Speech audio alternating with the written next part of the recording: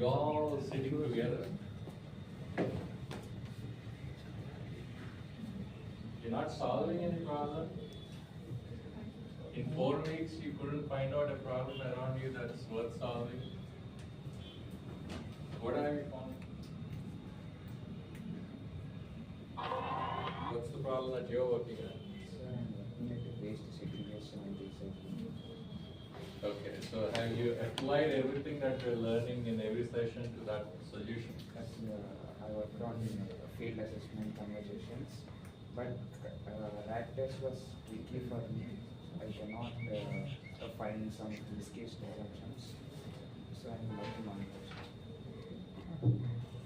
See, most of the sessions, what you're learning and the worksheets that you're getting, they're not tough. If you feel they're tough, you're going wrong somewhere. It doesn't need a lot of thought. So that's when you gotta reach out to your mentor and find out where you're going wrong or where you're stuck. So they are here to help you out. So if you work in isolation by yourself, then it's going to be like your regular lectures. This is not that. In fact, the reason we encourage you to talk is because maybe the others will have a solution to you. It need not be the mentor. The others might come up with a solution to your problem. Wherever you have bottlenecks, they may find a solution. Okay. What are you guys working on? Learning plastic waste into eco-friendly usage. Eco-friendly Use. users. That's huge. Have it done, right? What plastic? Single-use plastics. Single use? Plastic. Plastic. Bottles, So you want to recycle single use stuff and make what? eco-friendly bags into that. There would still be plastic, right? Yes, sir. How would they be eco-friendly? Bags are eco-friendly. How is it eco-friendly then? Why is plastic eco? You're taking plastic and making something out of plastic. So we are not recycling the plastic actually. We wanted to introduce something which reduce the usage of plastic. A substitute for plastic. Substitute. With what material? Plastic.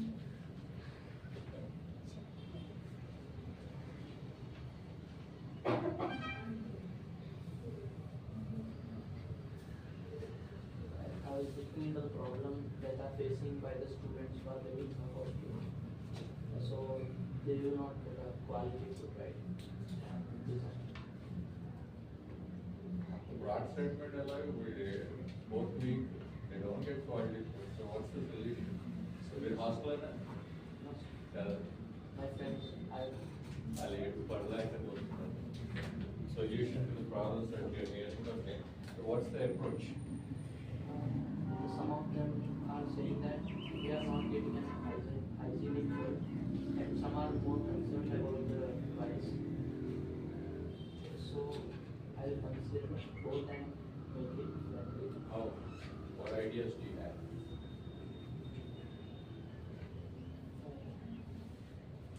Blue, we went through a series of sessions, right? So first one is you identify the problem and then come up with a solution. Then we talk to customers. That was what last week was about. So have you done that? So what's the feedback of that? What is the aspect that they don't like? How do they know it's not hygienic? Everything should be measurable, right? How do they know it's not hygienic? The taste, It's not hygienic. the plates which are used, Okay. So plates are not clean. and the tank water tank. Drinking water. Okay. The purifier. But those are simple, addressable things, right? Yes, sir, but they are starving because of the unhealthy food. They are not getting a quality. They are not liking the taste. Taste వచ్చేసరికి I don't think there is ever a solution. So if you pick up that problem, you will never achieve a solution. Taste. No. Take it for granted. You will never find people agreeing that they like the taste. You'll always have somebody saying that something is not good. You can't satisfy them on that. The other things, hygiene, water quality, all those things are achieved.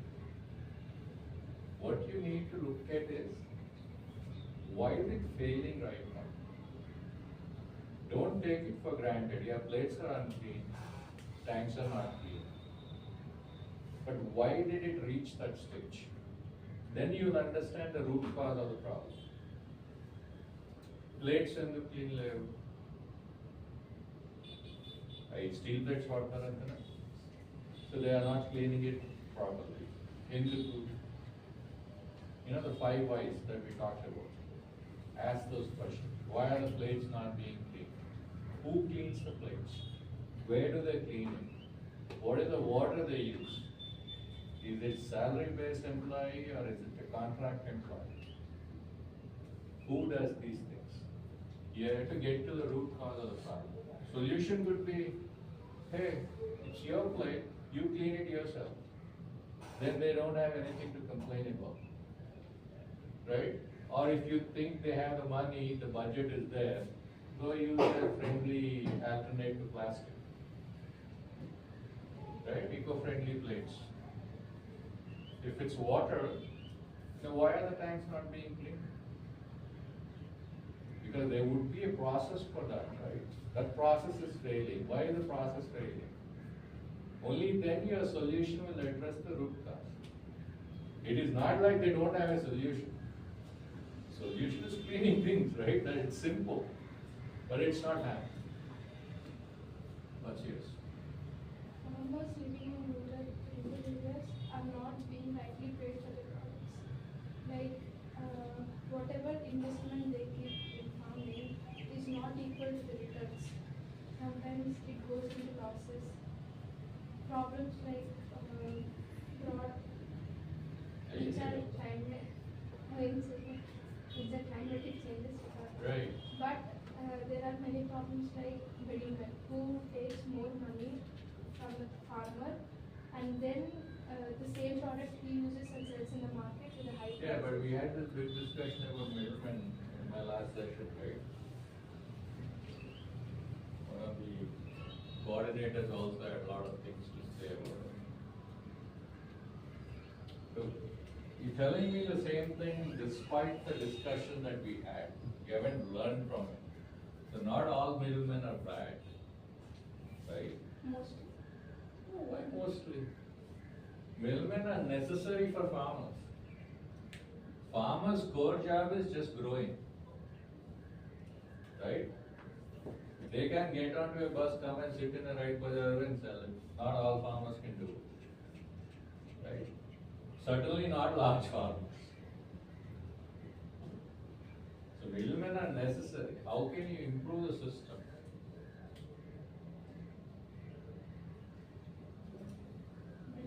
By farmers can directly go and contact wholesalers who sell their products. Again saying, the reality is farmers don't have that skill set, nor do they have that time. That is where the middlemen come. You can improve the transparency of transactions. What the middlemen will pay them and what it really goes in the market. That is where we had systems of where, prices of vegetables, prices of produce are now published. So the farmer knows in the market this is the price for it. If the middleman, buys it from him at 20% discount, 30% discount, farmer will realize, okay, because I am not taking the pains of packing everything, grading everything, cleaning, and then transporting it to the market, I am willing to forego 20, 30, 40, whatever. So that way he feels that, okay, this is the cost of selling it in the market directly if I do. So our transparency on it, then there is no question of leasing. Then a group of farmers or a community of farmers can do the same thing. They can do it, but will they do it? If they get That's why you need to go and talk to the customer, who is the farmer. if they get the proper guidance and proper skills. Why do you think it's not happening? That's the question I asked him. Why is the current system like that? There are reasons for it. Unless you understand the reason, you can't go solve the problem. Because the problem is not what it is. We see the problem as middlemen pleasing them. In reality, that is not the problem. Reality is, they have some opinion about what it costs in the market. They think the middlemen are taking more than their fair share of the cut. Middlemen think that these guys have no risk. I'm the one who has to buy it in bulk. Things might have, spoiled. I need to transport it. If I don't get buyers in the market, I lose the produce. That's his version. So that is why you need to go to the market, talk to people, see what's the real problem. For us, it is very simplistic to say that this guy sells it for $1,000 and the farmer only gets $100. You see the 900 difference, 9 times he's getting it. Right? So I gave you the example of coconuts, right? Because the risk is on the middleman. He buys it on the tree near the end of the season. What if he gets a freak cyclone? He still has to pay. If everything falls when it is a smaller size, he'll get less price on the market. But he still pays what he promised the farmer. So he's taking the risk. So every problem, unless you dig into it, you may be solving a superficial problem and your solution will fail because it is not addressing the true problem. Every session that we have done so far is to highlight this part. The 5 whys, talking to customers, the riskiest assumption. If you had assumed that this was the riskiest assumption and that riskiest assumption is false, then your whole solution will fall flat, right? How would you guys? The courier service which have been in my GPS service for the surveillance and What's the problem you're solving?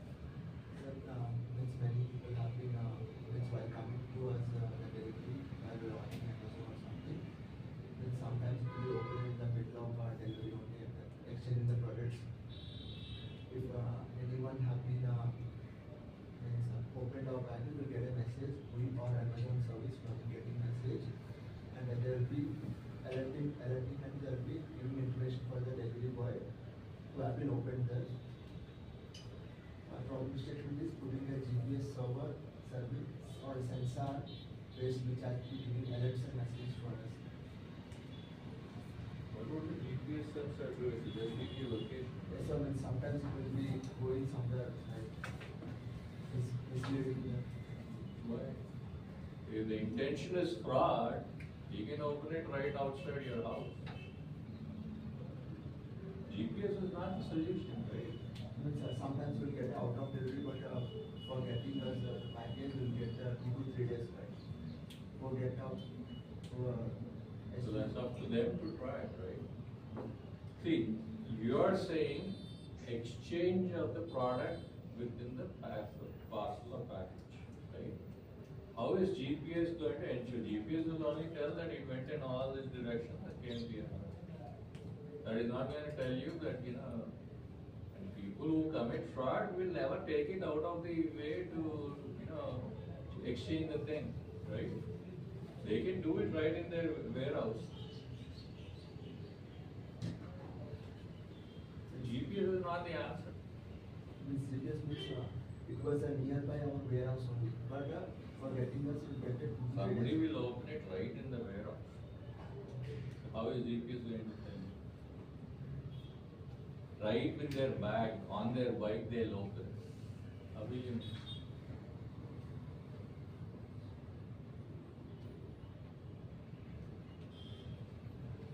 So you picked the wrong sensor. It is not GPS. Hey, you heard about tamper-proof packings, right? You know whether somebody has tampered with the original package. They already have solutions, right? Any expensive device that you buy on Amazon or Flipkart, they give you open box option. What is open box option? Delivery person himself will open the box. Exactly. The delivery guy will open the box in front of you and you can check whether the device or whatever you bought is genuine or not. But sometimes for laptops and for that, they will not open boxes. Yeah, For that's phones, the they service, huh? for phones, they will do open boxes. For laptops and for computers. Yes, what I'm saying is they have a solution for it already without sensors. Now imagine the cost of adding sensors for products. All it says is the box has been opened or not. What if the seller sends you a duplicate item? So it is not solving the problems that we're talking about.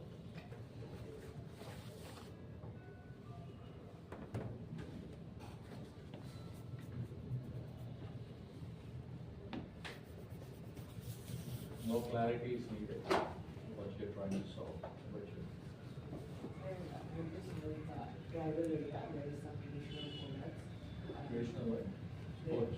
Getting some traditional product in some technical products. So, those products are not introduced in local or it's not modern.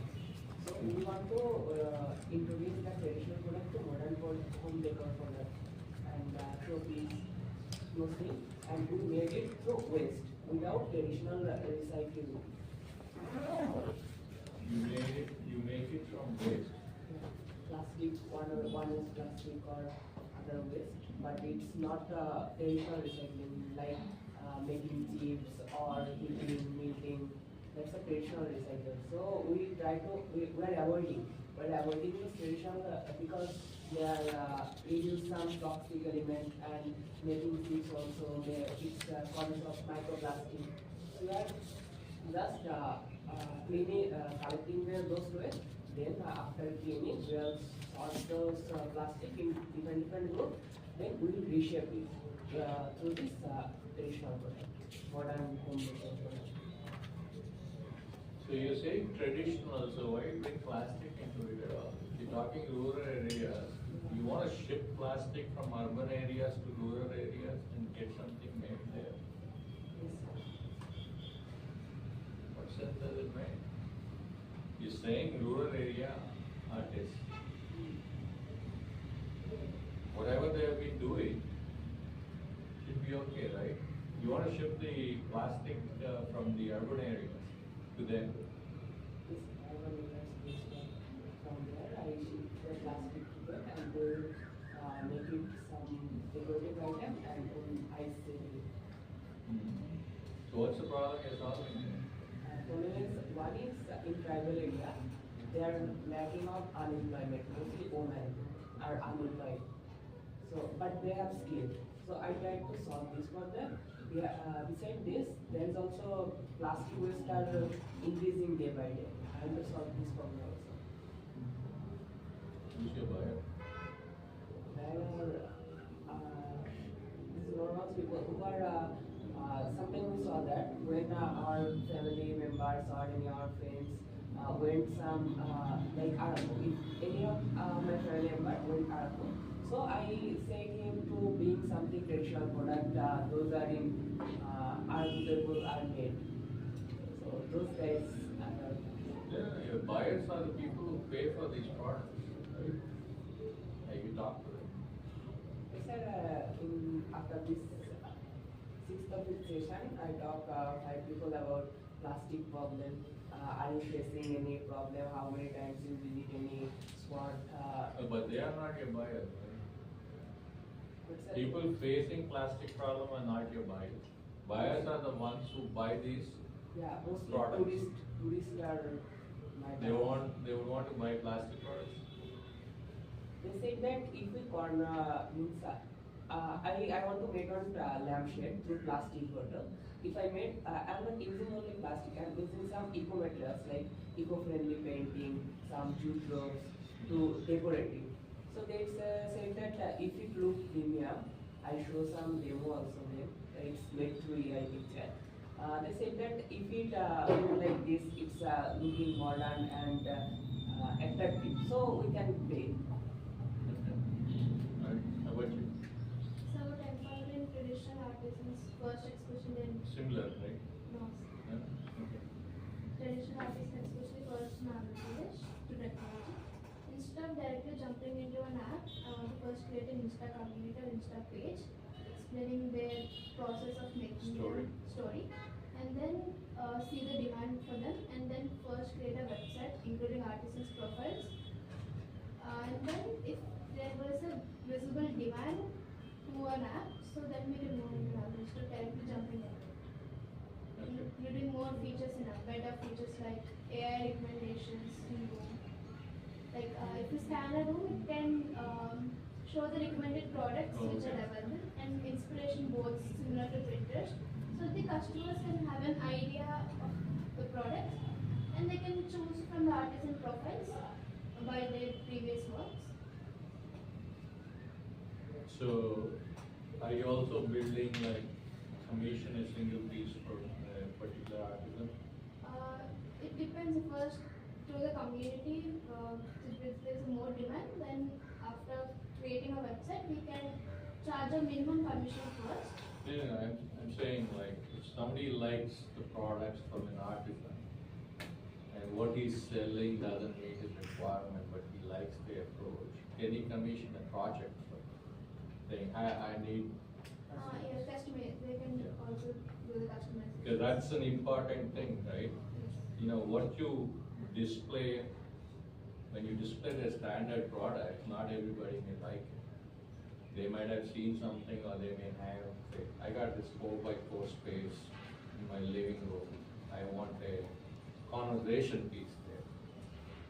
So I wanna, get an idea from this artisan because he has come up with some creative designs, or I like the materials that he works with, he or she works with. So those custom things are what will drive a lot of business.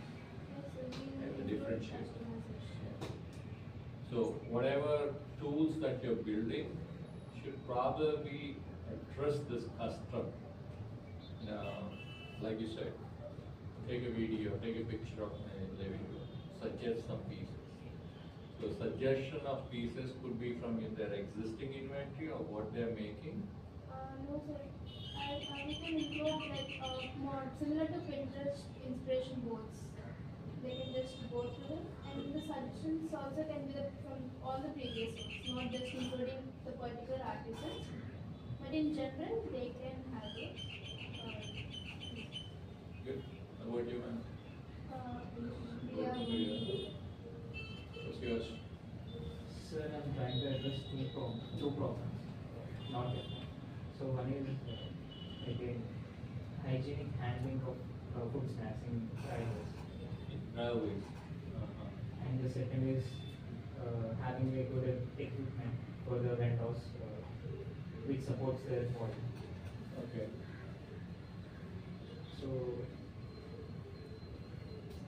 So mainly the customers are not the general class people or people who travel in sleepers or general class, but rather also them.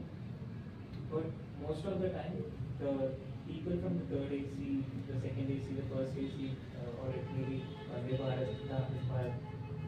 So many a times, people who travel in these compartments, they often avoid the vendors who are selling samosas or any other food items because they have this particular concern about hygiene, whether the food is good or how they cook We it. all heard horror stories about, coffees and teas, how they are made. Yeah. So, of course, we can't make them believe that we are making it 100% pure or something. But if we improve the handling, how the vendors handle the food, they will get a good impression of okay, they are hygienic. So I'm trying to focus on that. And also vendors, like they have, like they just carry these buckets on their heads and or on shoulders or just with the hands. So long after like maybe doing this for a long time, it will cause them physical problems. So my like it's not really like it's not completely feasible. Of course, I have these vendors. They don't like they are not salaried people. They work on the business.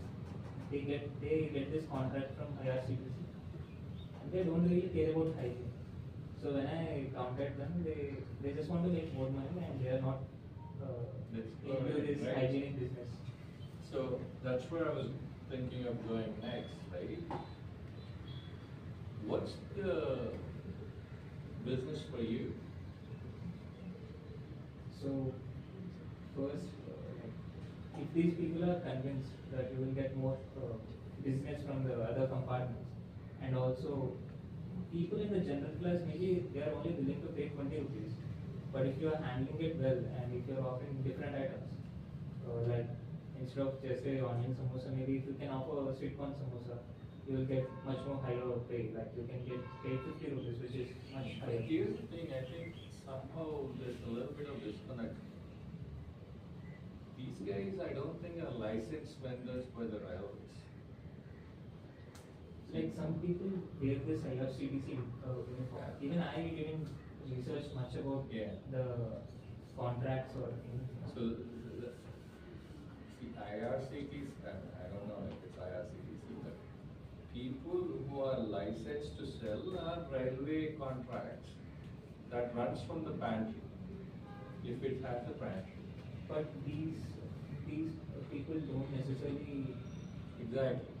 So they are unlicensed.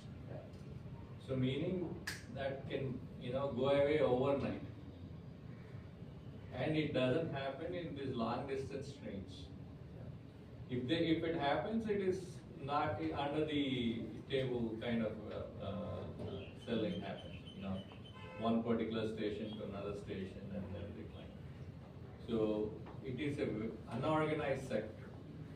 Now, unorganized sector will not improve things. So that is where I'm saying, where is the business for you?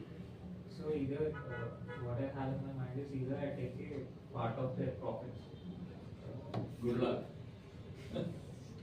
See, unorganized sector, you cannot get them to listen to anything that you say. Now, they won't change things because they get it cheap, they sell it cheap, they get money. If you're going to tell them it's going to cost you a little more, you're going to make more money. Why do I get into all these judgments? I'm making volumes here, I'll get my money. Yeah, but there is still more market to that. They won't see that. That is not a market that they want to go because see, they are going to increase their overheads by getting into all these hygienic things. Why do I risk that? I have my customer base. You are saying, okay, you can sell it for 2 rupees more, and there will be people in second AC and third AC who will buy it. You are assuming that their thought process is going to change. The customers in second and third AC. Yeah. That takes a lot of convincing. These guys don't want to take that risk. So where is your business in middle of all this uncertainty? So there are a lot of these Rapido people and people who are basically delivering it. So there is a lot of population, and if I can figure out whether a contract-based business can work or a salaried business can work. On the railways, Yeah. okay, that is an illegal business, man. First thing, you can run a business based on illegal business. I'm still not sure about it, sir. But I still haven't. See, how on I the actually platform, see it. yes. On on the If platform. you improve the quality of the things being sold on the platform, that is legal business. But in the trains, it's. Yeah, on the trains it is. I don't know about the legality of it, whether like they should get licenses or. But yeah, it's just a problem. I thought maybe solving it would. It's a nice problem to solve, but there's no business. It's like this, right? Your pani puri vendor on the cart. Everybody knows the hygiene levels. People still buy it. That's a different customer base. Laddu Gopal also has a pani puri stand. Different customer base. Is this hygiene a lot better than the one on the street? Hygiene, yes, but food quality, probably not much. We didn't know what was inside the. Yeah, but it's all the presentation, right? Presentation. So that customer won't come here, this customer might go there if there's nothing available. So, but those are like pretty much legal businesses, they can do their business, but yours thing, I didn't. you cannot. Yeah. So that's also an important thing. I was not shooting down his business proposition, I was just saying, make sure what you're getting into is a legal business. If it is not, then you run the risk of your business, going out of business overnight. The first thing, you won't find any investors investing in your business, even friends and family. I think even Rapido faced that situation. So like, bikes are not supposed to be taxis. Yeah, see, that's a different thing altogether. Like in Karnataka or somewhere, I'm not. Everywhere they I'm not. no. I'm just talking about the problem. That's it. No, what I'm saying is, when Uber came on the scene, it was the same. You can use private transport for commercial activity. That was the rule there. But Uber became so big, so soon, across the world. The government didn't enforce the rules. End of the day, it is that. People. They have enough rules to stop us from doing everything. It's a question of the government whether they are going to enforce it or not. If everybody is getting employment, they are paying taxes, government is making money, then they won't do it. Every once in a while there will be a hue and cry when something untoward happens with that business. But everybody knows that it will subside after a while. At the end of the day, everybody is benefiting. So it was, like you brought up a very good point. If it is interpreted that way, see, there was also an issue about they need to carry the helmet for the rider. Right? So because that's the law. Now, if they didn't provide it, who do they fine? And who pays the fine? The captain or Rapido? So all these things, evolved as the business model evolved. Because it's a multi-billion-dollar business, it is treated differently. Now, if Uber gets into say, this railway catering in a unorganized sector, things will shape up. One way or other, it will shape up. It's the amount of business that's in there. But in your thing, it is not there. So it's the scale that clears up some rules and regulations, which is what your Uber did. Even now, they are violating rules because they didn't go and change the rules. Government never does that. They want an axe hanging. If they don't like something, they'll enforce that rule.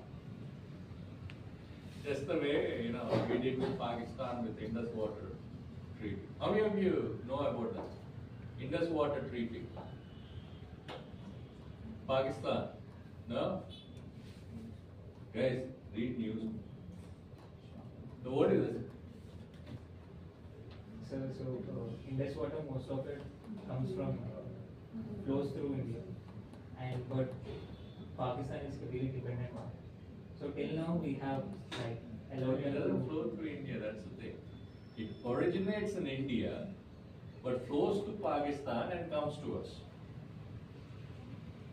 So, in 1950s or whenever, maybe 60s, we thought, if we are generous with Pakistanis, they would reciprocate with generosity. Indus water treaty. So when we, signed on the treaty, we said, somewhere about 60 or 70% of water you use. The rest we will use. That was the treaty. Now, we all heard about Pahalgam, right? The one that was the precursor to Operation Sindhu. How many of you know Sindhu? Everybody have heard about Sindhu, right? What is Sindhu? Surgical operation. Huh? Surgical arts. The last skirmish we had with Pakistan, right? So what caused it? Pahalgam terror, right? So right after Operation Sindur, Indian government said this treaty is going to be held in abeyance. They stopped holding that treaty. Upholding that treaty. And we started desilting our rivers. We can only desilt if we stop the water flow, right? Now we started building dams on it. So this is what happens when government decides, something needs to change, and we have this rule, we are going to, it's simply said, national security. So Pakistan is trying to take us to international courts and all that. Everywhere we are saying it's a sovereignty issue, national security. Yeah. So that's the power of government. So if something doesn't work, where some part of the society is being disadvantaged with the action that a business is taking, then government will come into the picture and take these decisions. But as long as it's win-win, government gets its taxes, the consumer benefits, the business makes money, then everything good. Every once in a while, we'll have minus commissions if somebody, security incident with the service, because it shut down, or if the driver's complaint. You heard about the new service, right? The green taxis. How many of you heard VinFast? Electrical car. Yeah, it's a Vietnamese-based EV vehicle manufacturer. They launched a taxi service called EV Limo Green. So all of them are EVs. They launched it in the National Capital Region. They launched it with a guarantee that you can make at least 35,000. It's guaranteed by them per month for the driver. First month they did not get 35,000 because there were some cuts. So all these cab drivers started making a lot of money. Obviously, politicians will get into the picture because that's a large vote bank, right? So they got into the picture and said, "Hey, yeah, I know you're doing a nice thing, green vehicles in Delhi where we have pollution, right? Delhi has the worst pollution. So if you're bringing in clean taxes, we are happy. But then you can't hurt my auto base." So they got into some rules, violations and all that, and they fixed it. The cab company got into it much faster and said, "Hey, no, we're gonna fix this." Before they could, be brought to some court and all that, they fixed it. So these are things that you need to consider when you're coming up with solutions or startup ideas. Do not violate the rule of the land. Okay, how about you? Sir, initially it's a problem where patients with the regular medication sometimes face medicine Unavailability, right? Upon interviewing, I came to know that people are It's not a big problem. going with a different work and also. If the medicine is unavailable, they are completely trusting the pharma guy and making the alternatives as their regular dosage. And I came to picture that what if I could bring an effective workaround to them, that they are aware of their benefits and they are aware of their medicine is going to complete within 2 days upon a prior notification to them, and this medicine is available at a particular store which you visit regularly is currently out of stock. You're studying engineering? Figures. because that's how you solve it. Go on. See, engineers tend to see a problem and then come up with a solution while ignoring the entire ecosystem around that problem. You are only seeing, hey, this medicine is not available. How can I make it available? I'll come up with a notification, I'll come up with an alternate drug, and all these things. But you're not asking the human element, the problem element. I thought you found it when you did your interviews. People Actually- finding. Actually, I asked the questions like, what would you do if as medicine is out of stock? How much distance you would travel for a medicine if it is available around 10 km from your residence to pick the medicine, or you go with the alternate medicine? They said that some said that we usually pick our regular dosages which is upon 7 km, which is available at that particular store. One more slide across there. Why did you go with distance? Yeah, sir, but if No, the I'm asking a question for this, very specifically. Is distance a good different parameter? yeah, sir, the time they are investing. Time, not distance. Time. Because let's say you're familiar with PM Palam, Madhurwada region, right? Now, distance from Madhurwada to MVP is what? 4 or 5 kilometers, right? That doesn't matter. What matters is the time it takes. Where you live in PM Palam, if you live in that Vakkanwan Palam or all those fringe areas, getting out of that area itself, distance-wise is 1 or 2 kilometers, but it will take you 15-20 minutes. So, choose the right parameter too. Distance is not one, not in our urban areas today. Okay, go on, sorry. Yes, sir. So I thought that it would make them somewhat frustrated, and also they are not aware of their medicine or dosage is being completed, and they are skipping the dosage for the session. If they are taking a pill over a dinner, they can't go to the medical, so upon alert to them. Okay, but see, what's the cost that they are incurring? It's all about time and the efforts. Yeah, which unfortunately we don't value much. Right? Our time, if you take, instead of taking 30 minutes, take 2 hours. దాంతో పాటు ఇంకేం పనులు చేసుకోవాలి వెళ్ళి అక్కడ తినొద్దాం. So we don't value it so much that developing a solution which will save them, but cost them too, right? Your solution is going to cost them. There may be other friends that they won't forget the dose and all that. But then there are existing solutions in the market that fail because people don't want too many notifications either. Your phone will give you notification, you'll be ignoring it. But even I am still thinking of to validate the problem. Right. I understand Rather than that. going to solution. Yeah. So the question Initially, I thought that out of stock is a problem, sir. But I came to know that their vehicles and the time they are going to pick and going to multiple farmers for their medicine availability. but most of the time they'll say, okay, దాని వల్ల ఇంకేముంది అంటారు. అక్కడతో Actually, అయిపోతుంది. they will trust the farmer for the alternatives. They will choose the 2 stores to search, and the third store they stop and pick the Right. Yeah.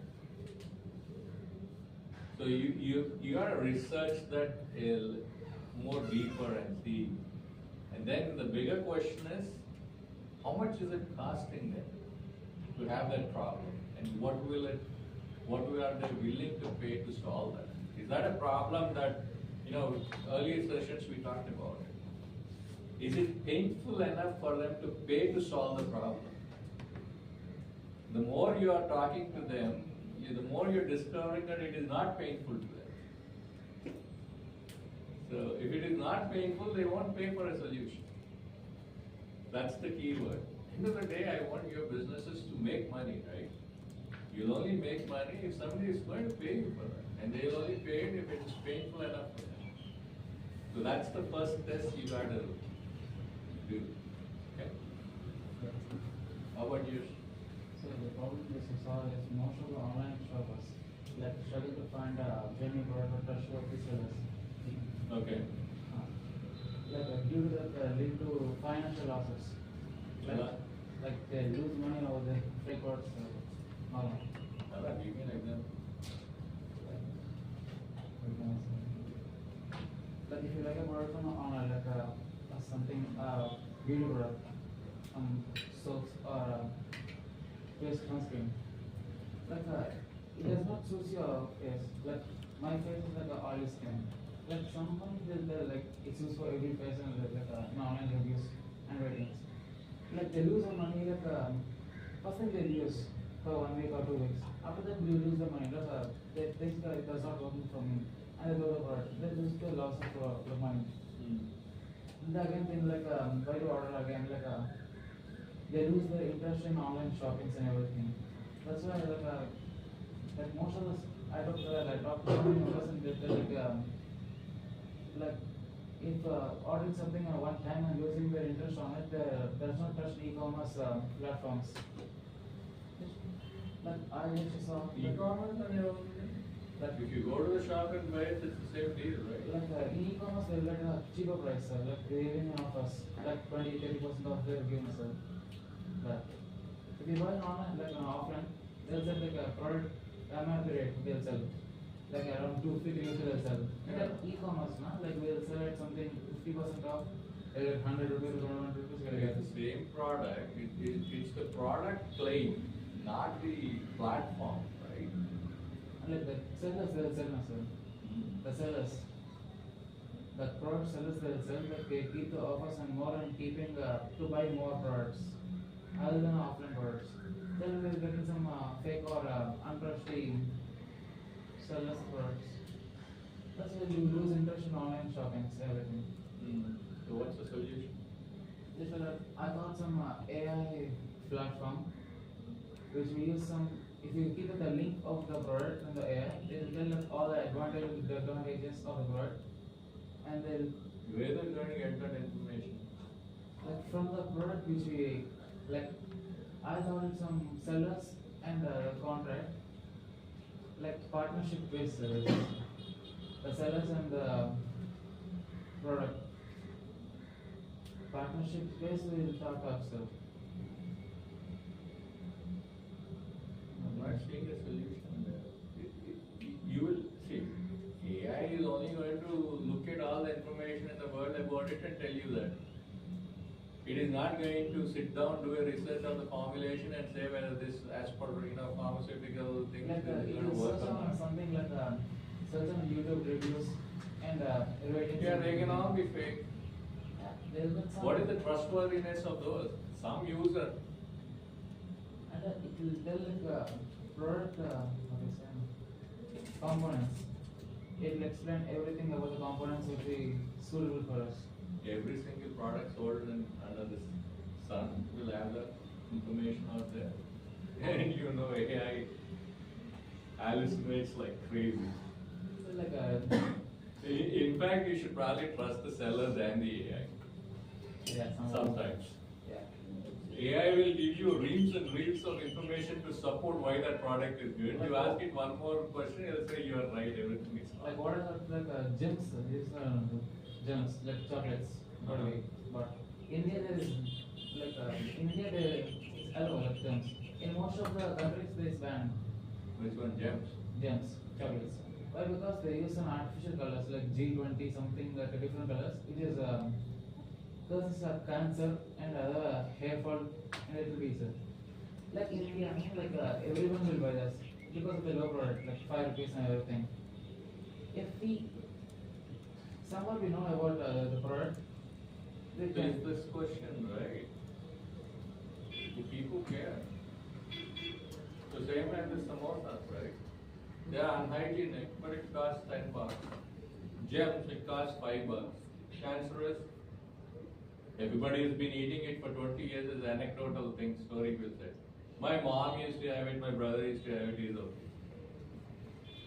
So people, do they value that information? Like most of the service that does not value That's the problem you cannot solve, right? If people don't care about their health, you can't educate them about their health. like what I would say if we like if you order something like a laptop, it's around cost of 1 lakh or 1 lakh 20. Like a verification is very simple. Verification. Most of the laptops they'll buy and they will give return. What they will do sometimes, they will give return. They'll like take something like chips and like a hard disk. They'll replace with the old one. Like what I thought, if we and then again they'll sell it to the resident, like return to the Flipkart, right? So if they order from the same product from the Flipkart, they'll get us some unused product like Flipkart from a sell laptop. Like if you reach us,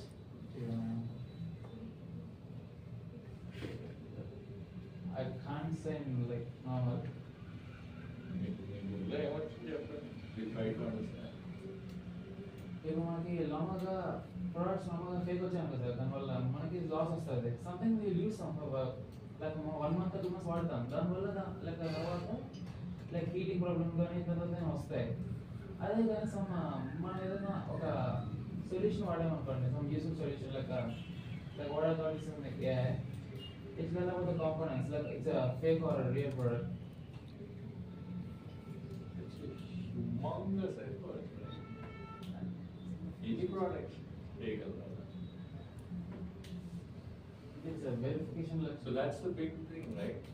and it's a MNCs like Yeah. all this they will. Here's the thing. How is it being handled right now? What's the workaround people are using right now? Could there be a better solution than the existing workaround? Yes.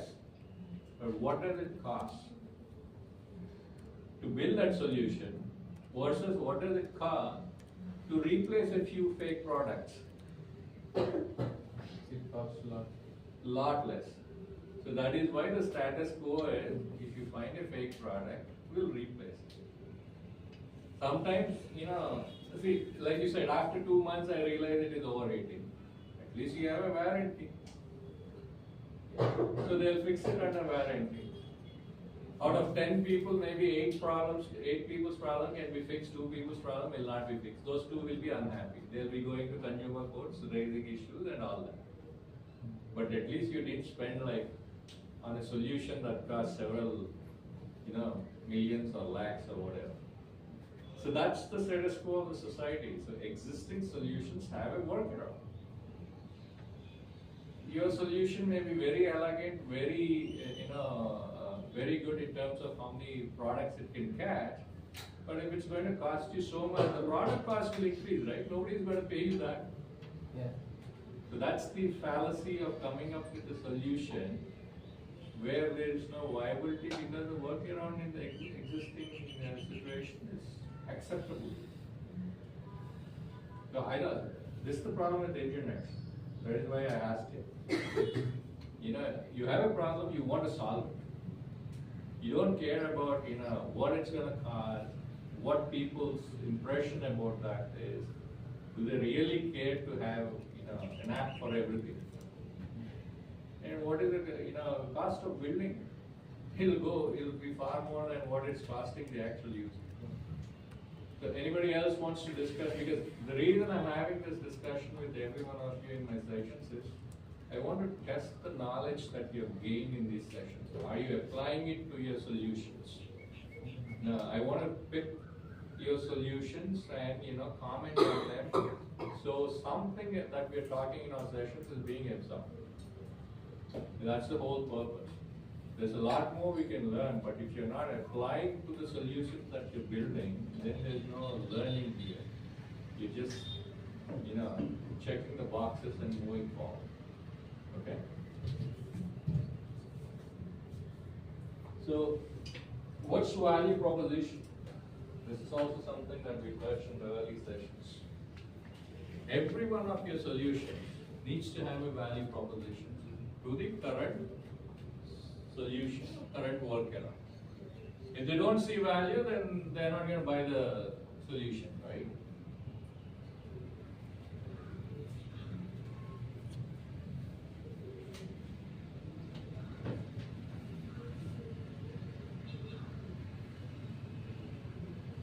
Before and after grid. So, what is the current situation of the problem? What are the problems being faced with the existing solution? Against each problem that the existing solution has, you're going to say, in your solution, you're going to improve this aspect of it. It's a very simple thing. Existing solution of problem ఏంటి, how your solution is addressing that problem. Okay? Plain language revenue thinking. This is what every one of you need to think. Who pays for your railway vendors? Who is paying for that? That vendor? Will he pay? How much? How often? Simple questions. That's the whole deal about startup. We want to simplify things. They are not complex like your engineering concepts. Startups need to be very simple. It has to be simple for you, for the guy who's buying your solution. Otherwise, they won't see value. Early adopter narrowing. Who is your first real customer? So in your rural artisans thing, who is your customer? Mostly tourist people. Early. First ones, the first 5 customers that I asked you to do the interviews, right? Who were they? Obviously can't be your friends and family because they are not tourists as per your market segment. Right? So you got to go find them. One page idea snapshot. So like everything that we want to do about startup, we don't want voluminous things. One page. What's your solution? What's your market? Who your early adopters are? All these things. Okay? And then we're going to talk about, end of the session, we're going to talk about how you move to proto run from the Ignite, which is this 4-week program. Okay, that's what we're going to cover today. The before and after grid. The value proposition is the change you create, not the features you build. The change. So, for example, if we take up with this pharmaceutical thing, it's non-available, I mean, assuming that he's still going to run with it, which he won't from the feedback. The normal process is if you don't have access to the medicines, that's existing, right? What's your value proposition? Are you going to make them available within 30 minutes? Then that's a value proposition for that problem, right? How do they feel without your solution? Frustrated, confused, stuck. You need to. The higher the emotion here, the greater the chances that your solution is going to work and they look at it. If this is not strong, which is the case with your vendor, what's the point in developing your solution? So going back to the problem that they're facing should be painful enough that they're willing to pay for it, pay to solve the problem. So after you deploy your solution, do they feel confident? Do they feel in control? We are all talking about the user perspective. Okay? What do they do? Meaning, how do they react when they are faced with this? Do they have workarounds?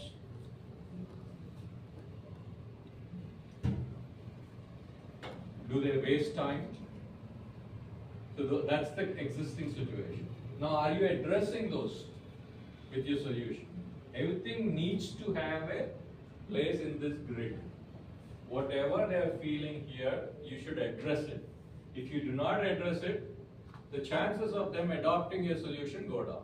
Simply because, hey, my workarounds, I'm happy with it. Because your problem, your solution is going to cost me money, and they're not addressing some of my problems. Right? Or it's going to cost me more than what I will live with. So existing workaround, a little bit of pain, I'm okay, because yours is costing me so much more. What do they have? Incomplete info, poor outcomes when they use their existing solution. So you need to tell them that you're going to get better results Here next steps. For example, look at his face cream. He's been using it for 2 weeks, sees no difference. So they don't know whether it's working or not. Now, if you come up with a solution and say, it could be a gimmick, in the sense, you tell them, in 2 weeks, if you don't see a difference, money back. That's it. They'll be at ease. That's what they do with toothpaste, right? 6 weeks of usage, they'll give you a little strip, compare before and after. You saw those ads, right? No? So you haven't seen the toothpaste ads where they give you whiter teeth? So what they said is, earlier the toothpaste ads were like, use our toothpaste, you get whiter teeth. But everybody started saying it. So people lost trust. So this particular brand said, use ours, take a picture, they have a little bit gradient of a strip. Yellow, or whiter, whitish, and 5 or 6 grid progressions to it. So you compare your existing teeth with that and say, okay, my existing teeth are, as per grid 3. After 6 weeks, you compare your teeth grid again. Is it 3? Has it moved to 2? You have visible proof. So that's the claim they are making. If it doesn't work, money back. So why would somebody not buy it? They have not improved the product a lot, but they are saying you see visible difference. Now after 10 weeks, it may still be at 2. That doesn't matter, but you got an improvement, and they are solving that.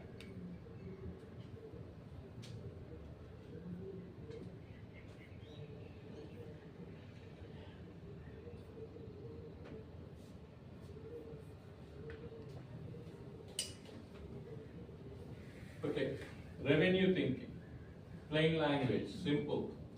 Don't want fancy spreadsheet. Simple questions, 3 questions. Who pays? This will define your customer. Okay. How much? Let's look at who pays. The person using it, a business, an institution, or the user and the payer the same person. What examples can you tell me where the user and the payer are different people? So user who consuming the product, but payer can be the distributor. Give me an example. Like one distributor bought some products from another distributor, so he is paying. But user Will you is speak to the user? no. He also taking money. But another example is our parents. Our parents is payer. That's the perfect example. Parents pay, we are the user. We don't care how much they pay, right? This is exactly how merchandising happens, right?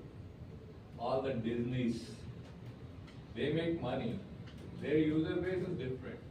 But the people who pay for that user base is different, the parents. So who do you appeal to? The kids or the parents? Huh? Somebody said parents? It's kid, right? You convince the kid, he will find a way to get it bought. Sometimes, in a saturated market, it may make sense to appeal to the parents too. For example, if you take the product to be a healthcare product or a hygiene product, but the user is the kid won't push for it. You have to appeal to the parents, right? Their kid's life will be so much better. The features are not driven by the parent's choice. Features again may be driven by the kid's choice. Okay, so those are some examples. How much? Is it a one-time amount, a monthly fee, a commission, transaction, a donation? So there are different ways of taking money from your buyer. One-time monthly subscription, everybody is familiar, right? Commission per transaction also is quite common. Donation, social enterprises. Okay. How often? Now, traditionally, several decades back, if you buy a product, you end up using it for a long time. You also used to have the ability to repair the product if it broke down and reuse it. Yeah? Continue to use it. But then the world changed, for better or worse. Today products are not repairable. If it breaks down, you just throw it. Now, what's the flip side to it? Because technology is evolving so fast. If the product lasts long, you are using a product that is, very old and has very few features. And if you want to repair it, yes, you can repair it. The cost of repairing is so expensive because there won't be any spares because they're changing models every few years. So that's what you need to figure out with your product. Do you want it to make it repairable, or do you want it to make it so cheap that if it breaks down, just throw it? Okay, those are decisions that you come up with. And that will define whether it's going to be paid once, recurring monthly, per event, seasonal, how does that add up over time? Everybody today is used to EMIs, small payments, not one big payment, right? So why do you think we have software as a service, subscriptions, all these? Because people don't want to pay upfront. They want to pay as they use, so every month.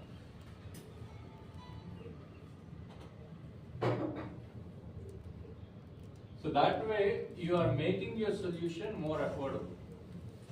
Some products, people don't want to pay every month. They want to say, I bought this product, I want to use it.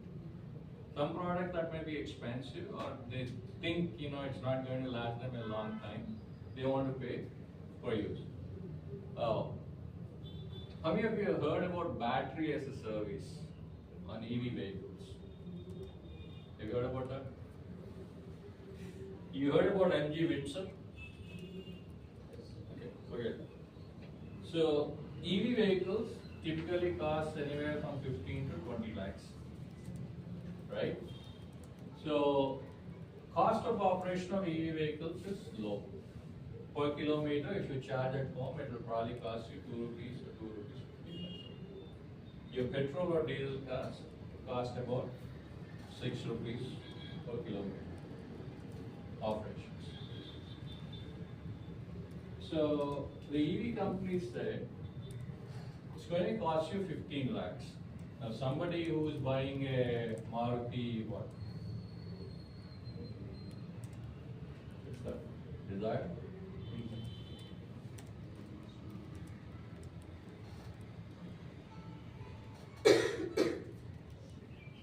Desire, it costs about 8 or 9 lakhs, right? Now, the cost of operation of it is 6 rupees per kilometer. Now, you have an EV. It costs you 15 lakhs. So, the cost of operation is 2 rupees. People can move from this one to that one because it's a higher cost. So, they broke it down.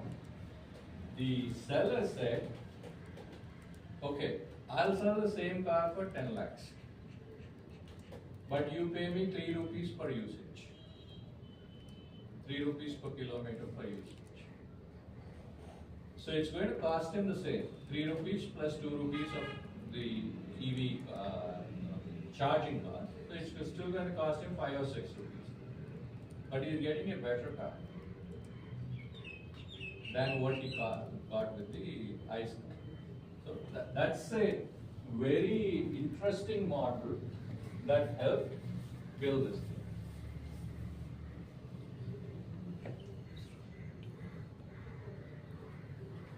Early adopter narrowing. Everyone is not a customer. You got to recognize that. That's pretty straightforward, right? Who is the one person who needs your solution most urgently? Again, the person who feels the problem most acutely should be your early customer, because you get a lot of feedback when you pitch them your solution.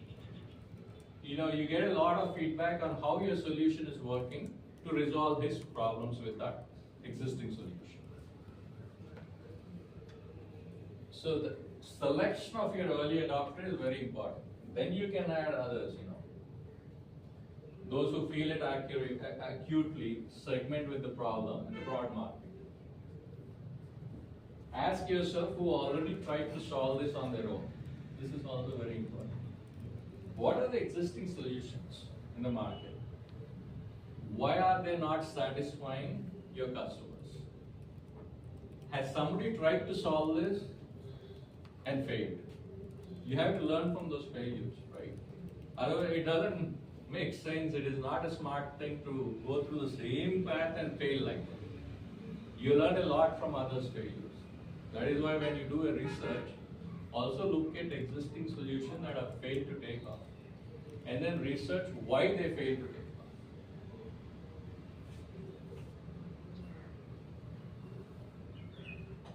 So this is what we want to do with your solutions that we talked about so far.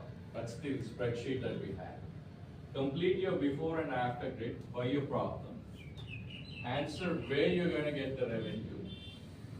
And name your early adopter, the customer whom you can test this solution. Okay? You can work in pairs, but if your ideas are individual, you can work separately. Time at the time. 7:30. So we'll take a break. We'll come back at 12. Start thinking. Once we come back from the break, spend a little bit of time working on this. Great, and we'll discuss that. Okay?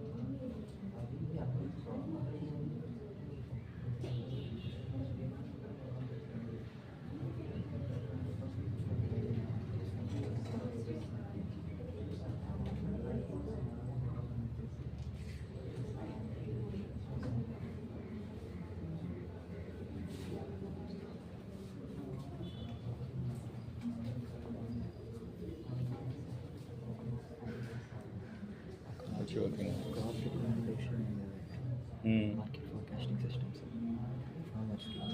Andhra Pradeshలో almost Rayalaseema దీంట్లో Rayalaseema coastal ఏరియాస్లో కలిపి 85% of farmers అనేవాళ్ళు small and marginal farmers అంటే below 1 hectare lands ఉన్నాయి 2.5 acres కన్నా తక్కువ land వాళ్ళలో ఆల్మోస్ట్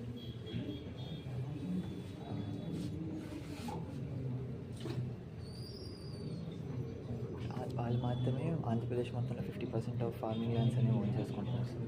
దీంట్లో కోస్టల్ ఏరియాస్లో తీసేస్తే రాయలసీమలో అనేది హౌస్ హోల్డ్ కింద తీసుకుంటే 75% of house hold 75% of the total Rayalaseema population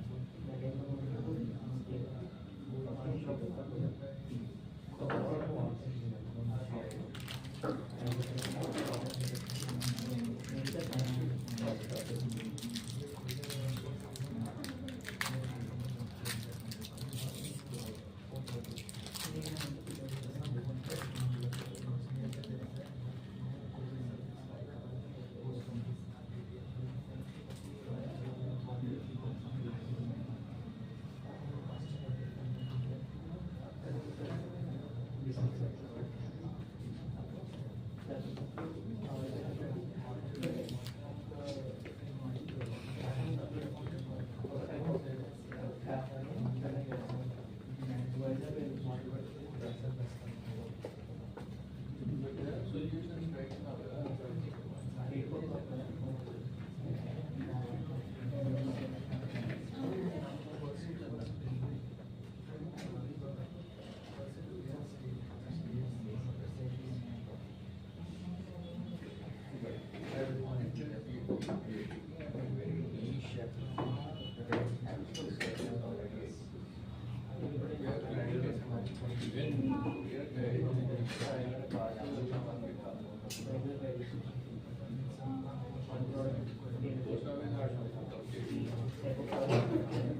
Private services, not everyone.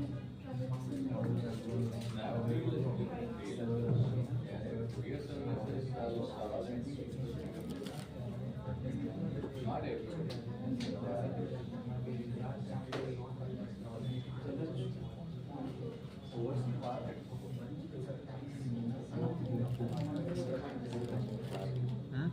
What's the market price for that? Where people ఈ వీక్ దాకా lower pickup.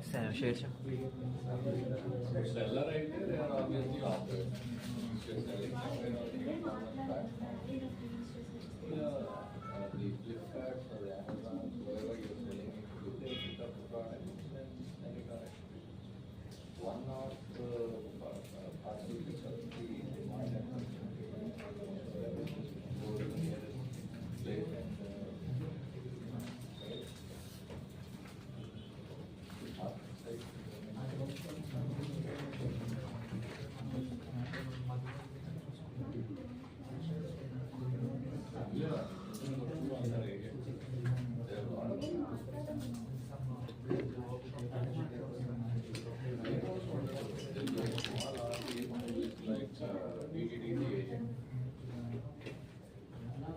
that getting business is driven by how the parcel ships and delivers.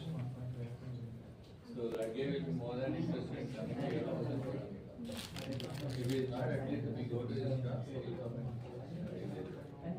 Now, professional couriers, DPDC and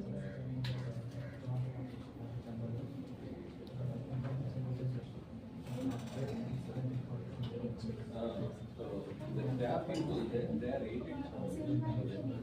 They will not be aware of this. ఇక్కడే సిప్రోలో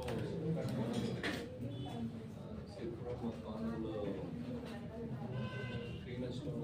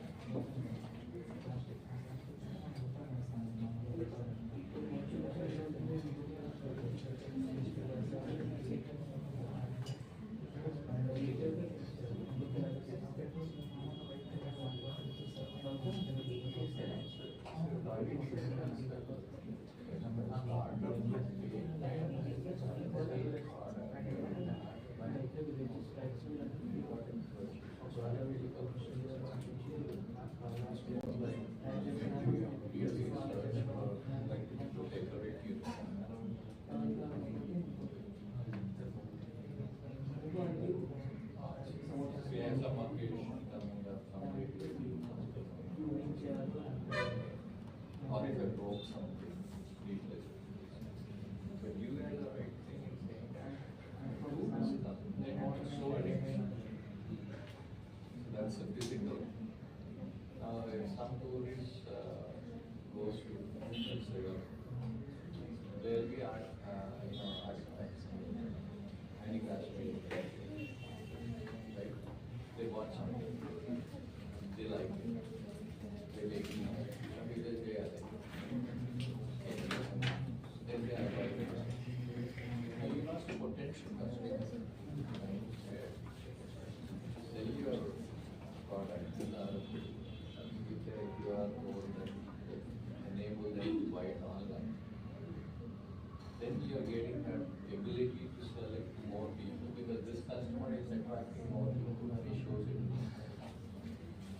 Directly selling on e-commerce, people won't really be looking. Only when they go to this location, they want something to pick up from them. Some places people have things that you will get, which means that you can.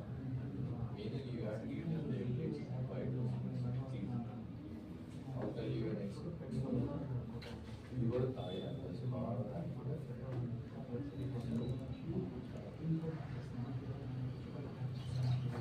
Very easy to buy. Go there and try it. Sure. Where do you want to ship? Sure, we'll ship. It's that easy. You just buy and it goes home. Before you come home, maybe it's there. That enabling should be done. So, you want people to buy larger things, more expensive. So your channel except you want other than store who made it, why it is made, what is it, you have got a GI tag. So then you tell them the story, whatever is based there, like Coca-Cola, right? They have a GI tag. So those products are recognized being made only at that.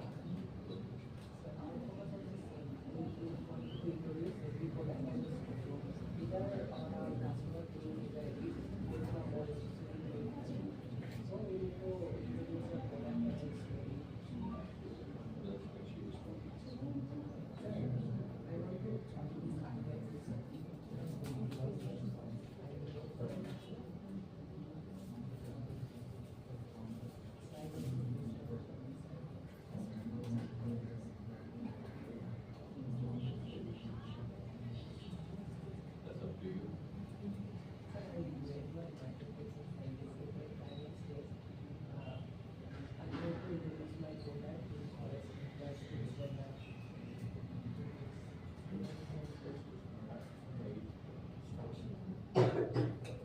Please give a small gift pack, something like it. Gift pack. Not really the big ones. Where you should differentiate. You have a product for every segment, but that's not the very last one. The very last market should be high paid. Belong to high paid segment.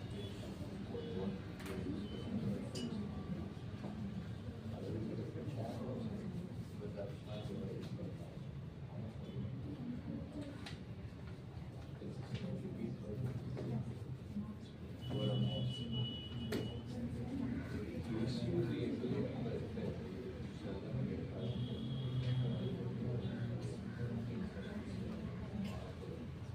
Then that's a promotion. You also expecting that they'll buy something. You guys are not.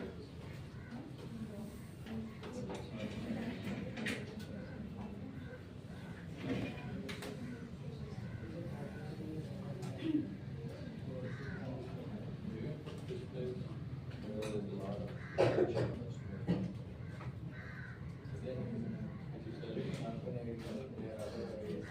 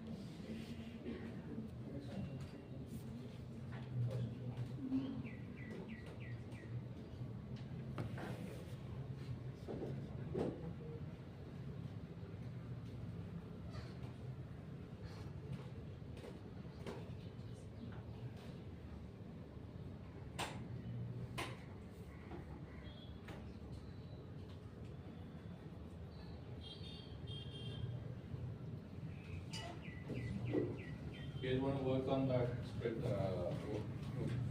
worksheet that we shared with you? Everybody have one? And start filling it up, we'll discuss that.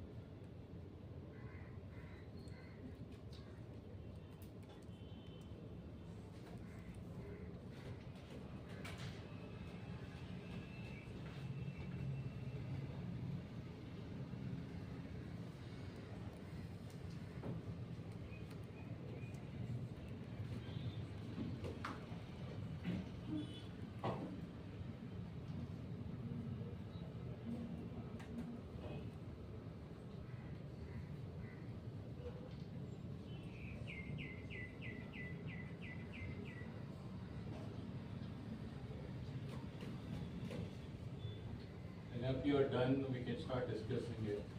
There's also a part B which talks about, idea snapshot, the last section on your worksheet.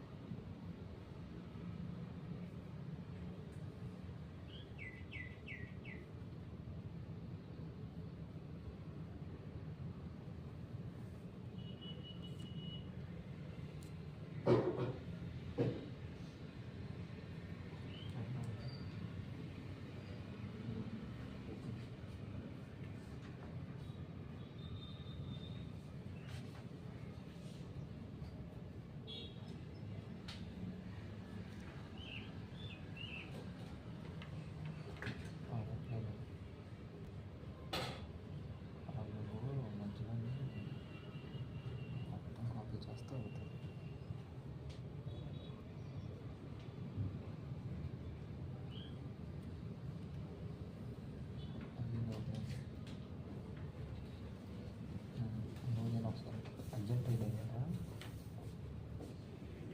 మళ్ళీ చేస్తాను programme సరదా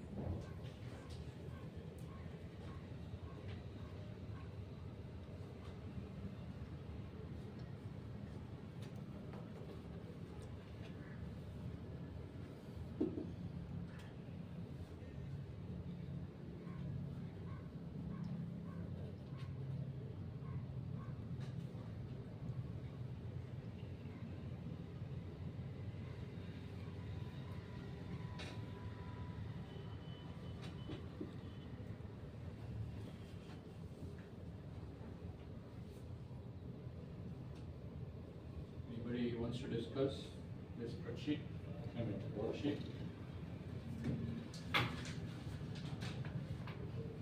Start with you. Before and after.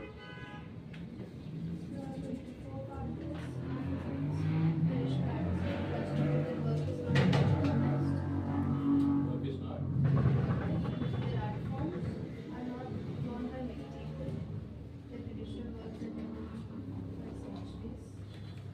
Their families were doing are not getting well recognized now in this generation, and they doesn't have high market. They depend on local people whom they trust, and they find a few others who want products, and also the modern customers who want authentic genuine products are not finding any trustworthy Sources. and then the after part is artisans' work can get appreciated by since we are showing their process and the time they are spending by recording their work. So they can get recognition and their art forms may bloom again because we are showing their art forms. And customers can have wide choices and they can get customization. They can also get an idea by seeing their previous work and inspiration works. Good. Early adopter. So I'm not sure with part B, but done with part C. Okay. Who pays? Artisans for sales commission fee and customers for some premium listings. Who pays? Artisans. You don't pay. Just for they don't pay but commission fee for their products. Who pays is typically who's paying for the product that you're selling. And the customers for the product and few premium listings of the artisans and for customization the customers can What do they pay for? artisans for better market. You're looking at it in the wrong way. Artisan is never the one who's paying. Customers for better products. What do they pay for? Are they paying for the story, a conversation? Those are the things that you want to write down there. For genuine products. Genuine product, genuine handicraft. They're paying for the good feeling that they're supporting the artisan. Many people are going, now the generation is going back to the previous, I think we are going more to the retro styles. They want handmade products or the ancient type art forms in their house, so they can buy them. Okay. Why would they pay instead of free and the alternate? There's no direct platform to connect them both. Maybe they are, but they're not so only focused to these art forms. There are e-commerce websites, but the traditional products can't be there. Yeah. Assume they are available. Because Amazon, anything and everything can be sold. But what's missing is you don't get the story. You don't know whether it's genuinely made by an artisan or, they're importing from China. Artifacts can also be mass produced. So that is what is missing in the existing alternatives. The most important thing for you in your show, in your entire idea is the emotional connection that you're selling to the buyer. The connect that the buyer gets by buying it from your platform is they feel they are connecting to the artisan. They're supporting the artisan. They're supporting the old craft that has been there for a while. So that emotional connect is a big part of what the buyer is, getting out of this platform. In fact, that is the thing that you should. That's the value proposition. One of the big value propositions versus the existing alternative where you just buy it on any e-commerce. Okay, all right. Anybody else wants to discuss?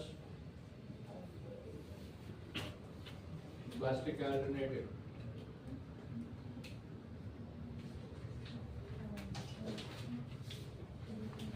What's the before? Before is plastic waste is mixed with other household waste.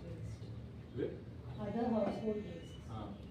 So after plastic waste is collected separately, so actually our idea is we collect the plastic waste at the doorstep. So we'll collect those plastic and we'll give some rewards for them. For they separating the plastic waste. So we'll give some rewards and we'll collect the plastic waste and we'll recycle it. Of course we can't decompose the plastic. So we'll recycle it in furniture, building blocks, home decor. What is the paint? Yes, so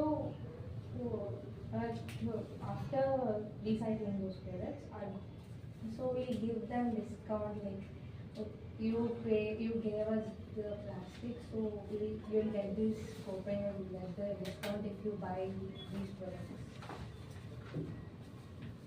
What if they're not interested in the products that you make?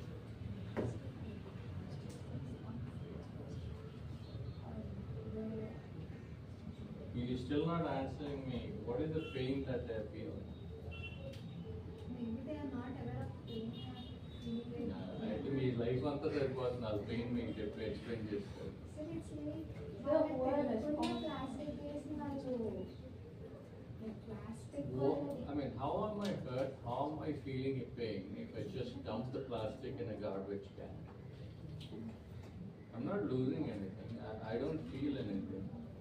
That is not the problem. Somebody, whether he recycles it or takes it to a landfill, I don't feel anything. Do you understand that? Why would I pay to solve that problem when I don't feel the pain? They won't pay for. Me solution అంటే మరి డబ్బులు ఇచ్చి కొనుక్కోమంటారు. అంటే it's like మేము అక్కడికి వెళ్ళి వాళ్ళ దగ్గర ప్లాస్టిక్ కలెక్ట్ చేసినప్పుడు నాకు ఏం పే చేయక్కర్లేదు. చేయరు, బట్ నాకు at the same time I want buy the product. తిట్టారా అంతేనా? తిట్టారు నిన్న తిట్టలేదా? ఏదో అంటే తిట్టారా అనుకున్నాను. ఇంటరప్ట్ చేస్తాను, చెప్పండి పర్లేదు. ప్లాస్టిక్ సాక్స్ లోనే సెలెక్ట్ చేస్తాను. అదే స్మార్ట్ కామెంట్ చేశారు. Anyway, so the deal is this, right? I don't care where you get your recycled plastic. That is not part of your solution.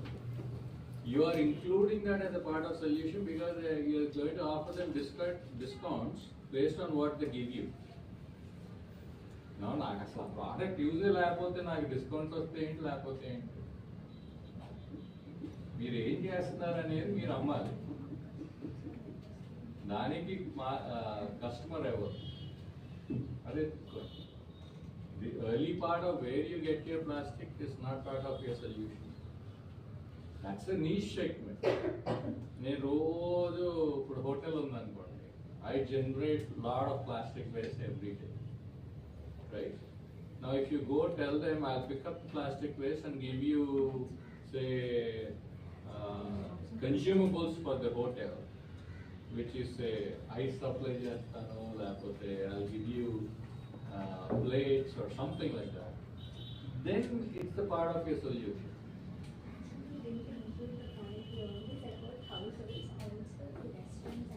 Houses also రాలే. So then the exchange system, reward system comes into place. If you are able to do it, but then that's a barter system. మీరు ఆ plastic నుంచే తయారు చేయాల్సిన అవసరం లేదు. You sell them anything. You're evaluating the plastic that they give. So what is your proposition in it? You have to relook at the problem you're solving. The problem definition, that is part D. Because that is going to be the input for the next and last session. So work, redefine and put things down in part D. Okay? Who wants to go next? Plastic bag. the before and after. Before they have limited food options every day. Hostelers. They get food, quality of food, and students are more concerned about health. Really? They sit and order expensive food items. So after this, students can rate and give instant feedbacks. Solution allows feedback. Okay. Management receives daily feedback that are given from the Students. Either the food is To their liking or not to their liking. Feedback is the is it the quality improving or not? okay. Reduces food waste and improves the satisfaction of hostelers. Solution is the solution will improve our life. Yes, sir. Solution will create an app. It app create food quality పెరిగిపోతుందా? Food quality వాళ్ళు pay చేస్తారు sir. ఎవరు? Food quality అనేది management increase చేస్తారు. You are assuming management is going to work on those things.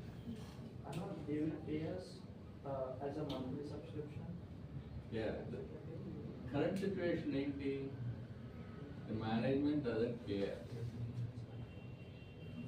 Right? ఈ food పెడతాం తింటే తినండి లేకపోతే ఆర్డర్ చేసుకోండి అనేదే ఉంటుంది attitude. How is it solving the problem for the hospital? Feedback is clear. You think the management is unaware that the food that they're serving is not to everybody's liking? They're aware. They're not aware. Impossible actually. Sir, if they have more complaints about the food. ఏం చేయగలరు students? చెప్పండి. స్విగ్గీలు జొమాటోలు ఉన్నాయి, నోరు మూసుకుని order చేసుకుని పెడతారు. ఇదివరకు రోజుల్లో అయితే ఆంధ్ర యూనివర్సిటీలో గొడవలు అయిపోయి ఏమైనా బాగుంటుంది, ధర్నాలు అయ్యాయి. ఇప్పుడు అంత టైం ఎవరికి లేదు. Path of least resistance. So that is not solving the problem. You are saying give them more data, but that is not guaranteeing a solution.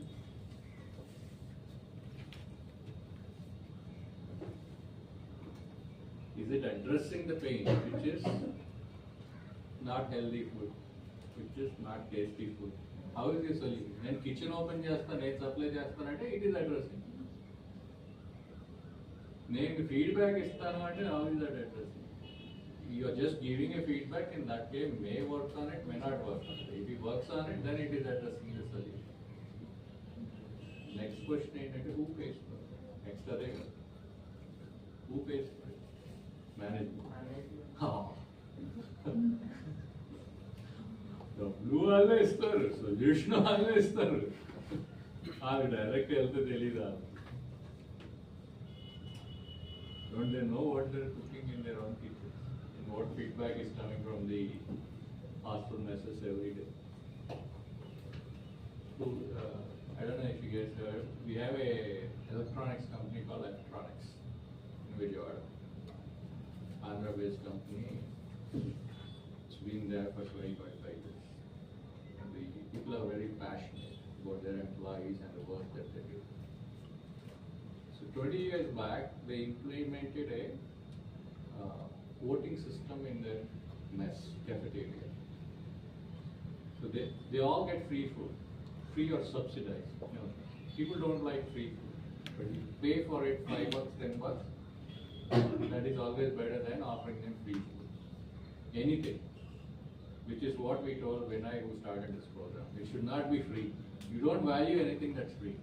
But if you paid 500 to be part of this program, you will value it differently. Yes or no? Honestly. You didn't pay anything for this program, right? But if you paid some money, you would be more attentive because it is pinching you. Yeah, double get them when you నేర్చుకోవాలని ఉంటాం. Second thing is your parents paid for your education, so you don't care about it. Anyway, the thing I was getting to is they implemented 20 years back, every day everybody who has the food in their cafeteria can give a feedback. It's right there in the entrance. There are a few buttons and the parameter that they rate. They just press it. That's the kind of data these guys collect. They get data points every day for every meal on what they like and what they don't like. And that's how that is fed into the system. That tells you that the management is interested in solving the problem. And they're getting the data. But in hostel that is not there. Okay? Mita Yamrasara. Early adopter. Who's your early adopter? Cafeteria management.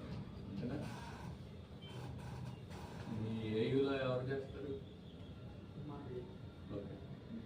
Which hostel mess are you talking about? Avanti. Where is that? Okay. So who manages the cafeteria there?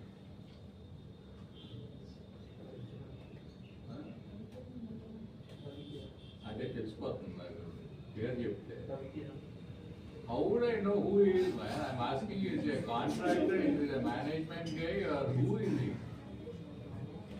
Management college run chestar. So what is the motivation for them to spend any time or money or effort on this thing?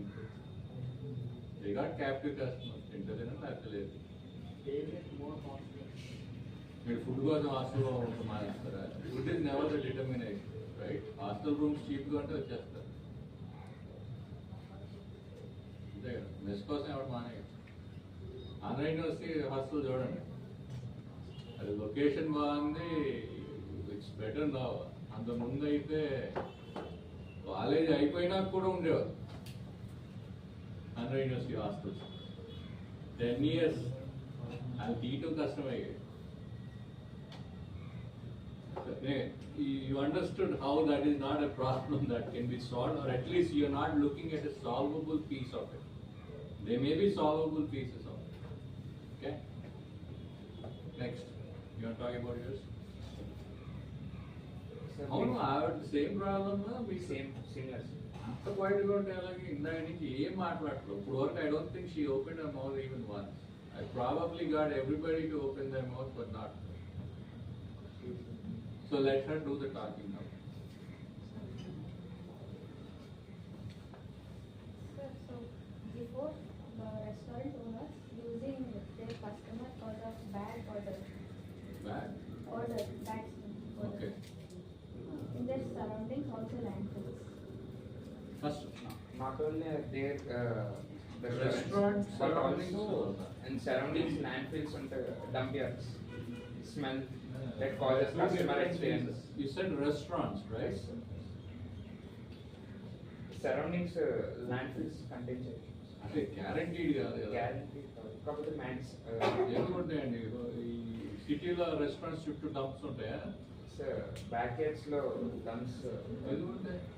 Sir నేను ఇప్పుడు ఇక్కడ ఉంది అదేంటి వెంకటాద్రి వంటిల్లు దాని దగ్గర ఏముంది? That is not a situation for everything. So remove the restaurants and generally say, garbage dump yards or something like that. Why only restaurants? I need to understand. Why did you pick on restaurants? So why restaurants? Because they produce massive waste, organic waste, Right. which can It be sticks recycled. like Which can be recycled. So not only organic waste, but also plastic, which can be recycled. So they are also my early adopter customer. So from there I can grab my valuable recyclable goods. So that is Restate that problem again. So I'm trying to solve the problem called waste management and segregation. And most of the people or restaurants, they all follow only one trash bin. They they put all type of waste into one bin, so which hard to recycle and hard. Stop there. So what is the problem for them? Sir, if bad order comes, obviously it affects customer experience, and they will not. So what is the current solution to that? So I will take. What is it that they are doing now, where the customers are not, faced with this problem? So I mean, They are running, right? Customers are still going. The business is not dropping. Business is continuing. Business is building. Sir, I'm trying to maximize their profits. Yeah, but what I fail to see is when I go to a restaurant, I don't smell any stink. The stinky places are kept away from the customers. They have some corner where they dump the waste from the kitchen, and it doesn't stink. So they are not feeling a pain. Their business is not being impacted. So who is your customer who's feeling the pain? So it affects their daily operations or hygiene also, sir. How? So organic waste produces bacteria, pests. You are trying to convince, let's say I'm a restaurant, I'll be role playing a restaurant. I don't have a problem of stink. My customers are not walking away because there's stink. The only stink I get if I go to Venkatadri Vantillu is not from my kitchen. It is from the drain on the road, over which I have no control, right? So I'm not losing customer because my kitchen waste is stinking. Hygiene also plays. Why would hygiene? I maintain perfect hygiene conditions. My kitchen is there, visible to everybody. You can walk into my kitchen, you can see the hygiene levels I maintain. How is my garbage impacting my hygiene? So not only that particular restaurant, but some restaurants are facing those problems where Define which restaurant, which class of restaurants? So B grade restaurants where I can see in my households nearly. So I saw that problem. మీరు road మీద వెళ్ళే వాళ్ళకి వాసన రావచ్చు, లోపలికి వెళ్ళి తినే వాళ్ళు ఏసీలో కూర్చుంటే స్మెల్ ఏం రాదు, ఓన్లీ బిర్యానీ స్మెల్ వస్తుంది. So no, see, the question is not to discourage you, but it is to find the right problem to solve, and solve the problem for the customer who is feeling that pain. Only then your solution can be offered to that customer who is feeling the pain. Here the restaurateur is not feeling the pain, so you can offer the solution to it. The guy who comes in there is not feeling the pain. You can offer a solution to them. So who is feeling the pain? Who is your customer? Ask those questions. Okay? You guys, anybody else wants to? You don't want to do it? How about pharmaceutical engineering solution to the problem? Okay, then the next part, the one-page idea snapshot. So before you come in for the next session, make sure you put in your efforts to do this. Some of your problems, like the question today, think about whether that's the right problem you want to solve, or if you want to change your problem statement, change the entire problem that you want to address, do it. Your learning is much better if you're working with the problem that you're solving. This is not theory, this is not physics, this is not chemistry where you get theoretical knowledge. We want you to apply things that you're learning to a problem you're solving. That's the perfect learning with entrepreneurship.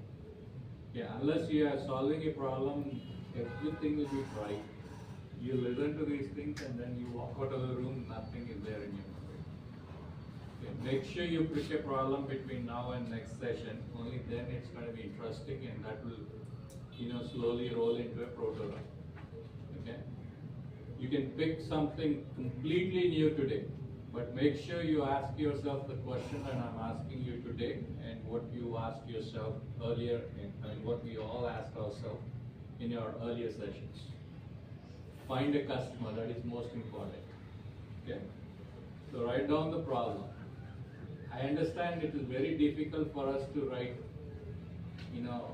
English language sentences that are short. We write stories, right? It's very difficult for us to be concise. So what do?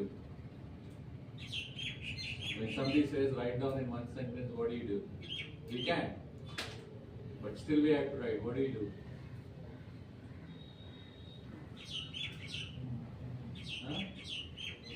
చెప్పండి ఏదో చెప్తున్నారు. Moral or summarize the story in a simple. Right Summarize it. చేయలేము కదా మనం ఒక sentence లో. Moral story అండి, moral అంటే సింపుల్ అండి. LLMs, you write the story in an LLM, ask it to give it in one sentence, done. Tools వాడండి. Customer, describe your early adopter. Again, ఎప్పుడున్నా కన్సైజ్ గా సింపుల్ లాంగ్వేజ్ లో express చేయాలంటే we all have our handicaps, right? English language is difficult for most of us, if not for all of us. So write the stories in an LLM prompt. It will churn out a single sentence or a few sentences expressing everything that you express in 1,000 words. Right? Use the tools. It is easy for you to realize what you're trying to express in 1,000 words, and it is easy for the customer and others who view your page to understand what you're talking about. Solution. Jargon, no jargon. People tend to talk about big words. Everything about entrepreneurship is keep it as simple as possible. We are not here to impress anybody. We are here to make money. Bottom line is that we are here to make money solving somebody else's problem. Revenue logic, who pays and why. So these are the 4 basic things that will determine whether you're solving a problem that is going to fetch you some revenue. Okay? You want to attempt this? Or did somebody already attempt this? Part D? No? You did? Go on. The problem is the skilled craftspeople lack digital access, rely on middleman for local market, and modern customers want genuine product but no platforms combine. Run it through LLM and see what it comes up with. Okay? Because those are a lot of phrases that are not connecting, each other. And within the short Yeah, with the exactly. space. Typically, the reason why we insist on a single sentence is very simple. Somebody asks you heard about elevator pitch, right? Have you guys heard about elevator pitch? So, you heard about pitch, right? Pitching your business idea or a business solution to somebody. Elevator pitch is supposed to be everything that you're doing expressed in 1 or 2 minutes. Elevator ఎందుకంటున్నారంటే ఎంత పెద్ద building అయినా you're not there for hours కదా. You're traveling for a minute or 2. So they call it elevator pitch. Somebody asks you, hey, what are you doing? ante as a founder of a startup, you should say one simple sentence in a very simple language which will tell them everything about your startup. So that is the reason we are saying one single sentence that captures everything about your problem and solution. You got to refine it until it's perfect, until it's simple, that the other person understands it one shot. Okay? Again, the same with the solution. Customer, did we talk about customer earlier? Well, who's your customer? Your early adopter. The modern customers who want genuine products. Segment it further, because that's, we've seen a base, right? Customer base.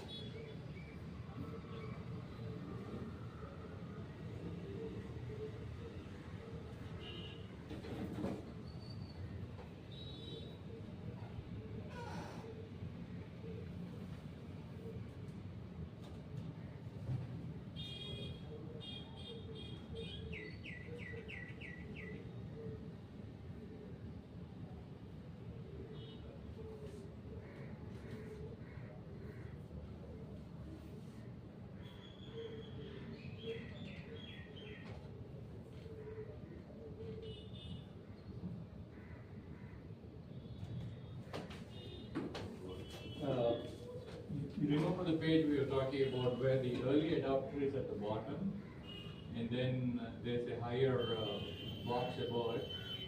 So I want you to get to the lowest segment. Early adopter is the first customer that you're targeting. Then you can target other segments which are larger. Okay? Anything else you want to share? Okay. Anybody else who worked on this? Me partner చాలా సీరియస్గా ఉంటారు. Why? Did you work on this page? No?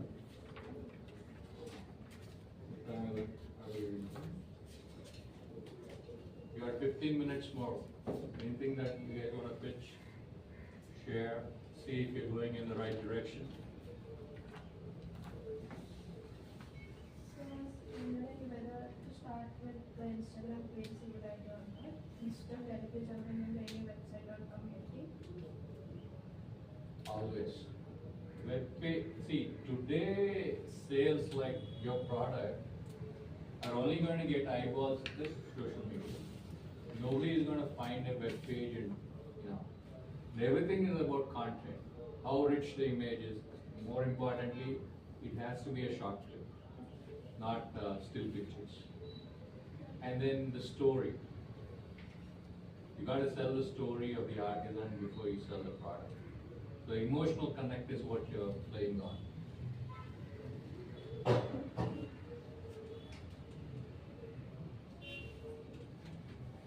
But then it is also important for you to know who else is selling it.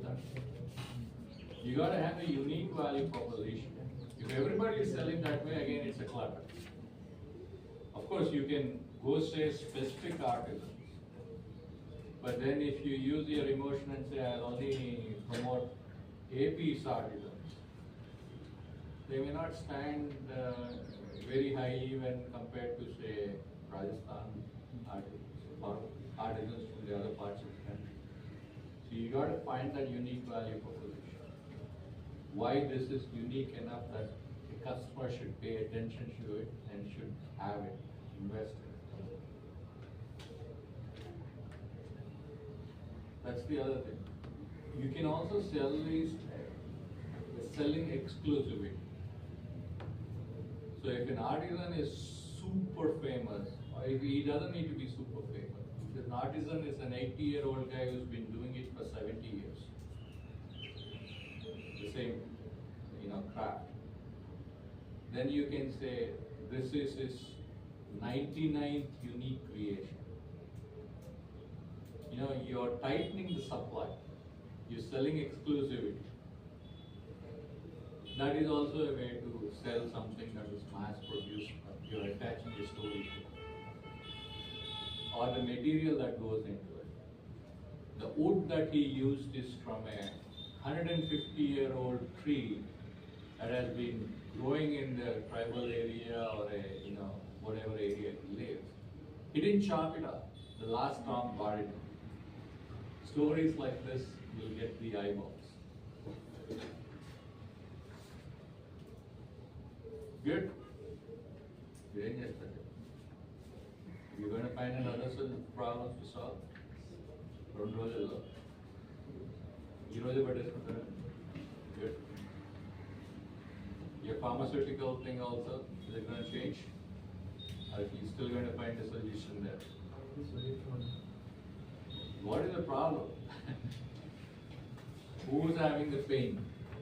If you cannot answer that question, then that is not the problem to solve. Actually, I faced this problem due to the situation which I faced. Actually, my friend's parents were residing here and he is doing his job in Hyderabad. So I usually buy medicines to them by every month because they are facing some chronic diseases like diabetes and asthma. So upon that I was that I may be available or I may not be available at every point of time when he calls. So what if if I would in that situation, who would do, for example, because he is at a job and the parents were not able to travel to take the medicine. But workarounds exist currently, a situation ki. Yes, sir. See, let's say Apollo or MedPlus or any of these cases, particularly for chronic illnesses. You know, I think MedPlus or somebody has subscriptions, memberships. Apollo, Tata, Okay, when you tell them your cycle, they're gonna deliver it. They'll make sure they have stock of it because they know that they need to deliver something. So they are workarounds for what you're talking about, which is like, give them the subscription and say deliver every month. Instead of you going picking it up, it's actually going to solve your thing too. But what I actually came up with the solution is, this chronic disease may have the same prescription for 3 to 6 months. It may change later. Okay. According to the readings or right. So I came to the same prescription will be uploaded or will be read so that the dosage and the refill meter will be there. So that as you said, multiple notifications will be ignored. There will no notifications will be sent. Automatically the system will take the access that he is currently going through this doses at 3 times per day. So he picked the medicines for 1 month. So the medicine refill meter will be gradually reduced and the availability of the medicines where according to the refill meter, the availability of the medicines will be chosen. If 3 days, 2 days, the medicine is going to be over, the availability of the farmers nearby or closest will be chosen, shown to pick the medicine. Yeah, but what I'm saying is, మీరు solution build చేయాల్సిన అవసరం ఉందా? Because the pharmacies may already have that. You can always give them a new prescription and say, hey, run this in the future because my medication has changed. Actually, what this Apollo and Tata Nandins, they only do with the particular drugs only. So, what I want to say is, it would be a copy of some kind of warehouse techniques. So What that- they are doing? They are not doing. I want to do that. So that every kind of brand or every kind of company which are mostly available to this chronic disease will be put at a warehouse so that I can deliver within the span of 30 or 20 minutes where this aged people can't move over 7 to 10 kilometers. Okay, this is something I was telling the other day. As a startup, do you think you have the muscle to develop such solutions? Warehouse of drugs, what does it cost to maintain them, deliver them all by yourself? When they are workarounds of existing solutions. You are getting into Amazon. Yeah. So, first question, remember you are in this for business, to make money. So, our question answer avutanda me teeskune solution approach. How much money do you have to sink in? Build a solution like that. You guys are smart. India is all about jugaad. Find simpler ways of solving things. Okay, na medicines level, let me open a pharmaceutical company అనుకోండి. అంటే అంత హెవీగా మనం ఆలోచించాం. Medicines లో ఎవరి దగ్గర ఉంటాయి?